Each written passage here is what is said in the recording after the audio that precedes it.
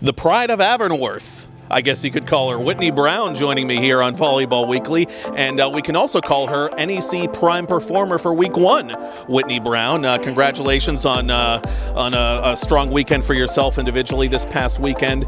Speaking of this past weekend, just individual takeaways, team takeaways, where does the team need to get better as it heads to the next preseason tournament in Blacksburg? I think, number one, we're a really young team, so there's obviously some kinks we have to work out, whether it's hitter-setter connections or just like flow with the defense in the back row. We just need to have a little bit more confidence in ourselves, but part of that is just being a young team. But after we have those 3 games under our belt this weekend, I really expect our competitive want to be a little bit better this weekend, and I'm sure that we're going to get a win under our belt. And a year ago at this time, you yourself were part of a very big rookie class, 8 of you, and of course now you're all sophomores. And it was one of the bigger rookie classes in the recent history of the program. So, I mean, you've got a really good perspective on, the rookies this year. Just how do you think that group is coming together, adjusting to collegiate volleyball, that sort of thing? Yeah, I think that their personalities fit in really well with this team. It's like nobody's even new here. They just fit right in.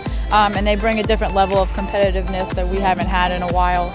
We got some height with them, and we have a defensive player that adds a little bit more depth in our back row, a new setter to help push ourselves, and maybe we'll even be able to run some different things with her. But they're really good, and they're definitely adding some competition to practice, and expect to see a lot of them in our stats lately. So. You've got an interesting one in Megan Cannon. She plays your position, and in the preseason and in the scrimmage, she flashed some signs of excellence, really. How do you see her fitting in long run?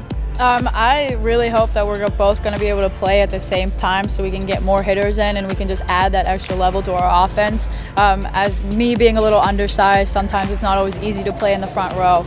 So it'd be really great if we could end up having both of us in the lineup down the road. What inspired you to want to be a setter, just kind of looking back? Because you get you get the prime performer nod here and there, but it's also, your job is to kind of embrace the thankless aspects of the sport, it seems. So what made you want to play that position? Most people relate the setter to like being a quarterback on the football team. I've always been kind of a leader, whether it be like in school or in life or on sports teams. I played a lot of sports growing up. And I guess the position kind of fit that, and it's just kind of something that I grew into.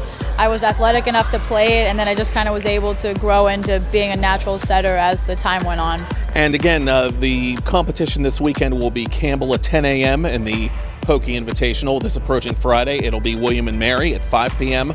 on Friday night, and then the main event Saturday, Robert Morris against the host Virginia Tech at 4 p.m. and you can watch it on ESPN Plus, ACC Network Extra.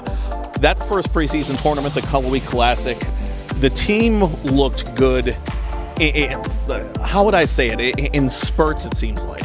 Saying that, what are the keys to channeling those spurts into victory number 1, 2, and hopefully 3?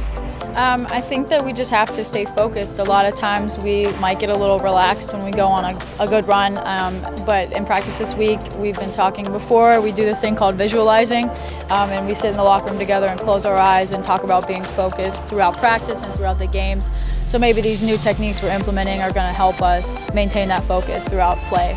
But I think we're fully capable of maintaining that high level of competition. Setter Whitney Brown, NEC Prime Performer for Week 1. Heading into Week 2, looking for victory number 1. Thanks, Whitney. Good luck. Thank you.